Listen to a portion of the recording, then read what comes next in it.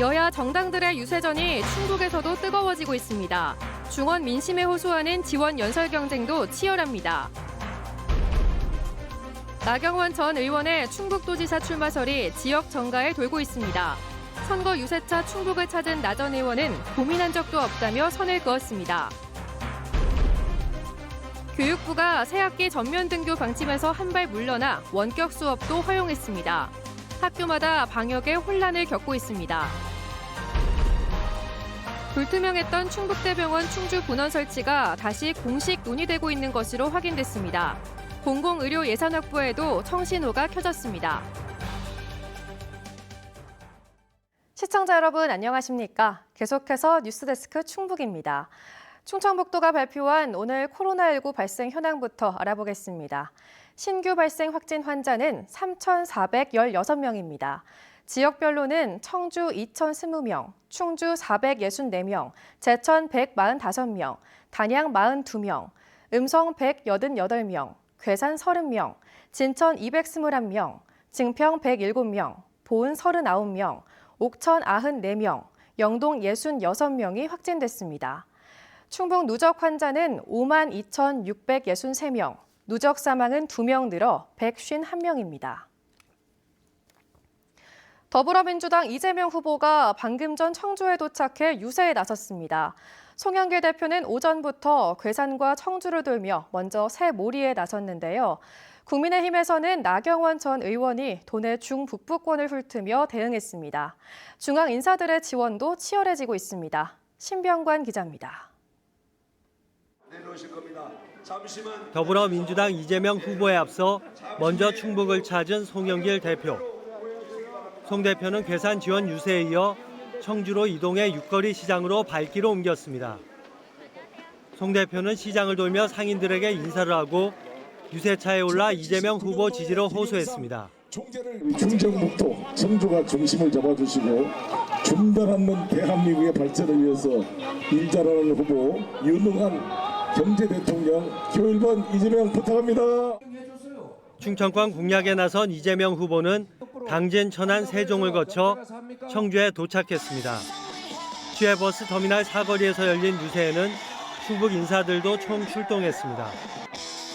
이재명 후보는 충북 도민들의 지지를 호소하며 충청권 광역철도 청주 도심 통과 등 충북 발전을 약속했습니다. 사드 같은 거 말고 보일러 놔드리고 그리고 여러분 일자리 지역경제 발전 선물 확실하게 준비해왔습니다. 여러분. 이재명 후보는 내일 충주를 방문해 북부권 민심 공략에 나섭니다. 배우자의 고향이 충주인 만큼 충주의 사위임을 부각하며 지역 발전 방안도 내놓을 것으로 알려졌습니다. 이재명 후보와 송영길 대표가 함께 충북 새몰이에 나선 날, 국민의힘에서는 사선을 역임한 충북이 고향인 나경원 전 국회의원이 대응에 나섰습니다. 나 전 의원은 괴산을 시작으로 진천, 음성, 충주, 제천까지 도내 중북부권을 강행군하며 이번엔 충청 출신이 돼야 한다며 윤석열 후보 지지를 호소했습니다. 이재명, 윤석열 후보 모두 배우자들이 선거운동에 나서지 않고 있어 당대표를 비롯한 중앙 인사들이 빈자리를 상당 부분 메우고 있는 상황.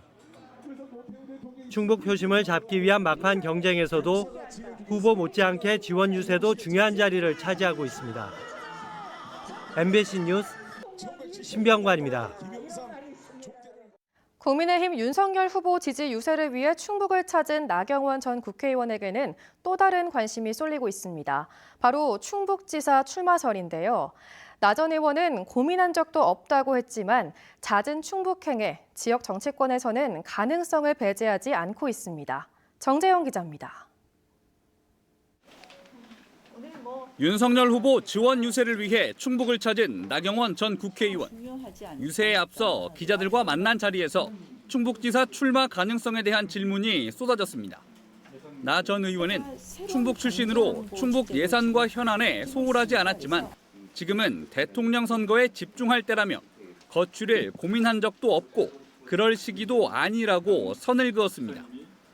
충청북도 예산을 챙기는 데 있어서 소홀함이 없었다 이런 말씀을 드리겠습니다. 그러나 제가 아직 제 거취에 대해서 고민한 적도 없고 부친의 고향이 영동인 나 전 의원은 충북의 딸로 불리며 본인 의사와 무관하게 충북지사 후보군에 언급돼 왔습니다. 현재 더불어민주당에서는 노영민 전 대통령 비서실장의 출마가 유력한 상황. 사선에 자유한국당 시절 원내 대표까지 역임한 나 전 의원의 인지도와 중량감이 오래된 카드라는 분석입니다.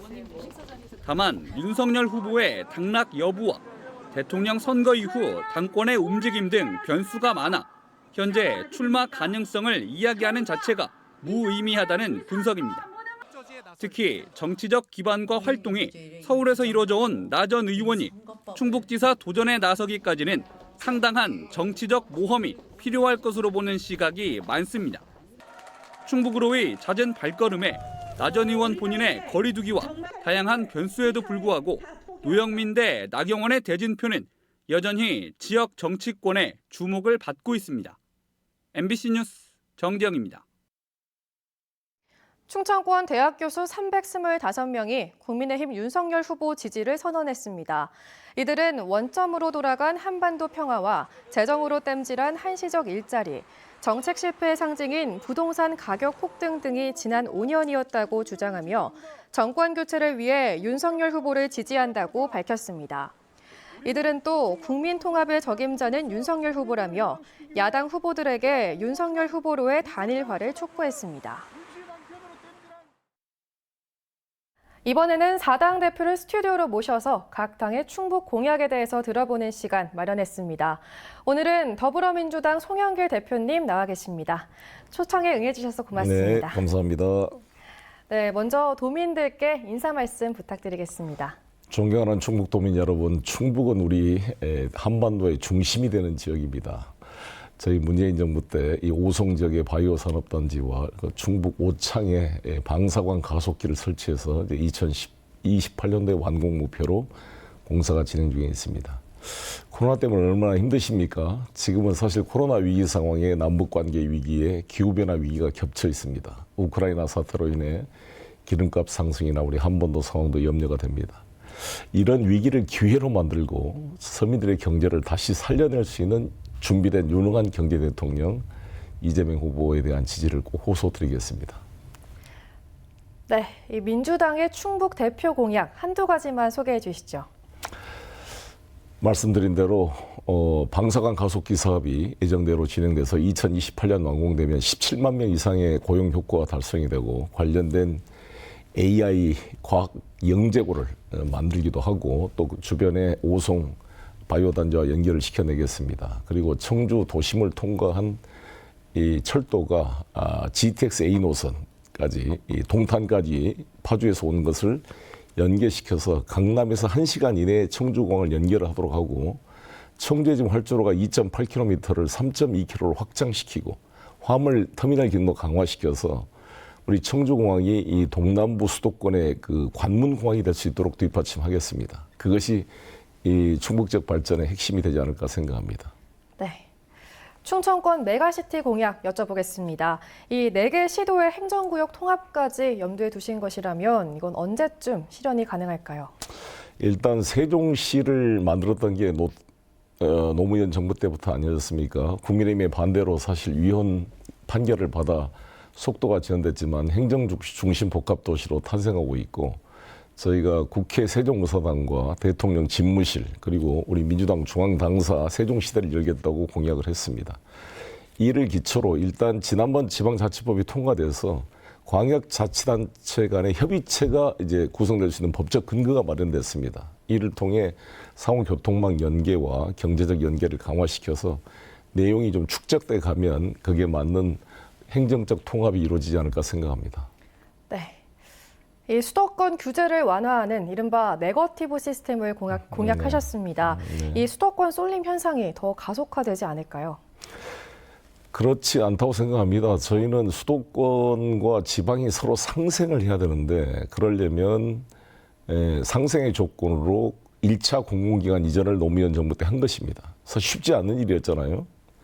근데 이재명 후보는 이제 2차 공공이전 공약을 발표했기 때문에 2차 공공기관 이전에 따른 수도권의 반발을 같이 또 해소를 해줘야 되니까 상호 연관 관계에 있다고 생각을 합니다.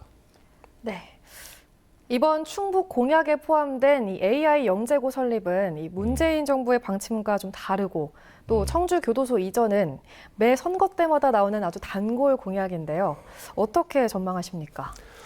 지금 문재인 정부는 국제고, 자사고, 외국어 고등학교에 대한 특목고를 일반고로 전환시킨다는 것이고 실제로 과학고나 영재고는 그 대상이 아닙니다. 그래서 이 배치된 것은 아니라는 말씀을 드리고 방사관 가속기가 만들어지면 이를 기초로 한 여러 가지 입자 물리학, 기초과학을 이렇게 향상시킬 수 있는 좋은 인프라가 만들어진 것입니다. 그리고 이 충북 지역의 인재들이 중고등학교에서부터 수도권으로 빨려가지 않으려면 이러한 영재고가 필요하다고 생각합니다. 이것을 그래서 충북 도민들의 열망을 받아 이 공약으로 채택을 했고요.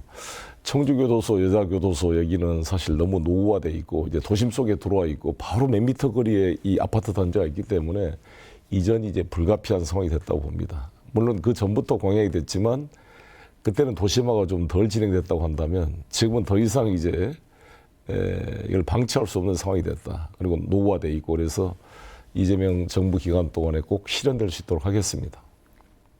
네, 마지막으로 우리 충북 유권자들에게 하고 싶은 말씀으로 마무리해 주시죠.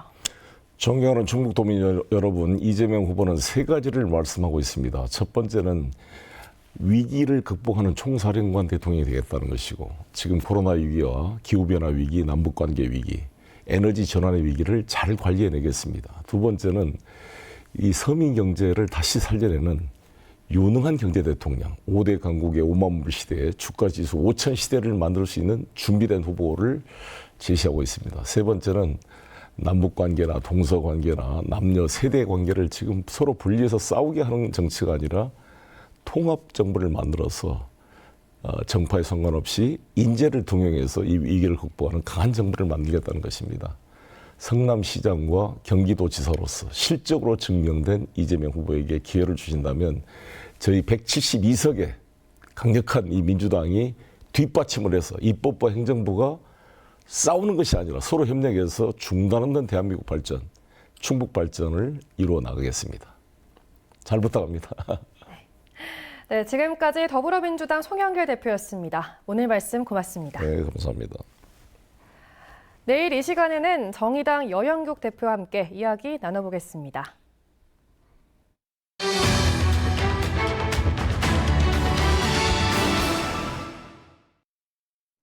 도내 유일의 500병상 이상의 상급병원인 충북대병원이 충북 북부권을 위한 충주 분원 설치를 재논의하기로 한 것으로 MBC 취재 결과 확인됐습니다. 도 소재 국립대학병원에 국고 지원을 우선적으로 늘리는 내용의 예산 집행 가이드라인이 지난해 통과됐고 정부의 공공의료 확충 의지도 한몫한 것으로 보입니다. 허지희 기자가 보도합니다. 충북대학교 병원 이사회가 내일 열립니다. 지난해 예산 결산과 더불어 주요 보고 내용은 충북대학교 병원 분원 설치, 지난 2019년 예산 확보와 의료 인력 수급 여건 등을 보완하자며 같은 안건 의결을 보류한 지 3년 만입니다. 재추진 이유는 병원 시설 장비비의 국고 지원이 대폭 상향될 가능성이 열린 데 따른 것입니다. 지난해 국회를 통과한 정부 예산에 국회가 요구에 첨부된 26번째 부대 의견. 교육부는 기재부와 협의해 국립대 병원이 공공보건의료 체계의 핵심 역할을 수행할 수 있도록 국고 지원을 상향한다고 되어 있는데 특히 우선적으로 도 지역에 소재한 국립대 병원에 대해 국고 지원율을 높이는 것으로 되어 있습니다. 의료 여건이 광역시보다 상대적으로 낙후된 도 소재 국립대학 가운데 현재 분원 설치 계획이 없는 병원은 충북대 병원뿐입니다. 지난해 교육부도 공공의료 확충 차원에서 국립대학 병원 시설 장비비 보조를 현행 25%에서 75%까지 상향하는 내용을 발표했지만 아직까지 뜻을 이루지 못했는데 이번에 예산 집행의 가이드라인이라고 볼 수 있는 부대 의견으로 도소재병원의 우선 지원 상향 방침이 들어가면서 분원 설치 투자 여건의 길이 열린 겁니다. 대학 종합병원이라는 것이 그렇게 재정적 여유가 없거든요. 방역시가 아닌 도 단위에 있는 병원에는 좀 더 지원을 늘리는 방안, 지원율을, 보조율을 늘리는 방안을 강구하도록 그렇게 부대 의견, 예산안 부대 의견에 넣었습니다. 다만 지난 2018년 충주분원 추진 당시 예상 비용은 3,800억 원으로 국고 지원 상향률이 확정되진 않은 상태에서 현재 충북대병원의 재정 상황과 50명도 안 되는 현재 충북대 의대 정원만으로 의료 인력을 뒷받침할 수 있을지가 여전히 관건입니다. 충청북도와 충주시의 지원도 중요해진 가운데 지난 3년 사이 내 외부 여건이 달라진 만큼 타당성 용역도 다시 밟아야 합니다. MBC 뉴스 허지입니다. 다음 주 개학을 앞두고 코로나19 확진자가 급속도로 늘면서 교육당국이 결국 전면 등교 방침을 전격 수정했습니다. 개학 후 2주 동안 전면 원격 수업도 가능하도록 한 건데 명확한 지침이 없어 여전히 혼란스럽습니다. 김영일 기자입니다. 최근 일주일 동안 10대 이하의 충북 코로나19 확진 환자는 4,600여 명. 충북 전체 확진자 10명 중 3명이 10대 이하였고 꾸준히 증가 추세입니다.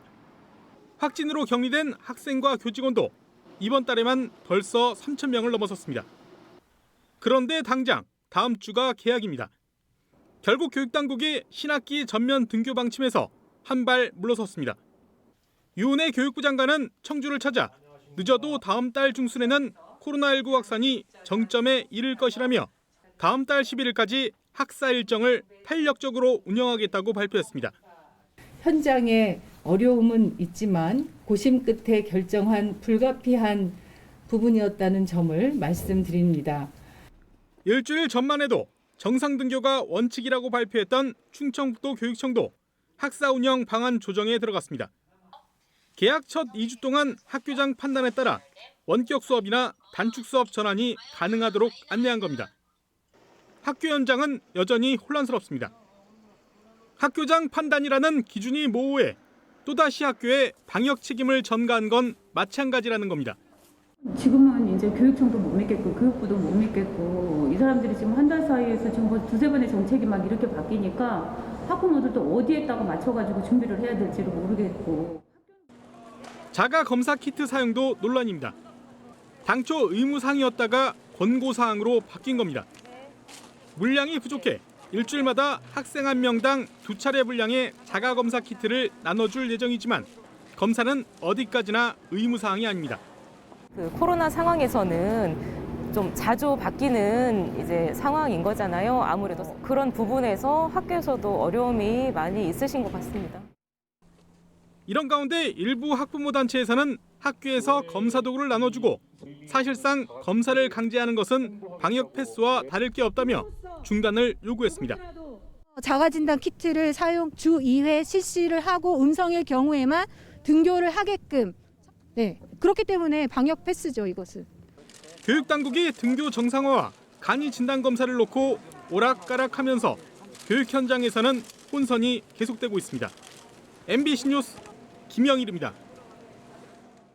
충주에서 아프리카 돼지열병에 걸린 야생 멧돼지 사체가 무더기로 발견된 데 이어 제천과 보은에서도 4마리가 추가됐습니다.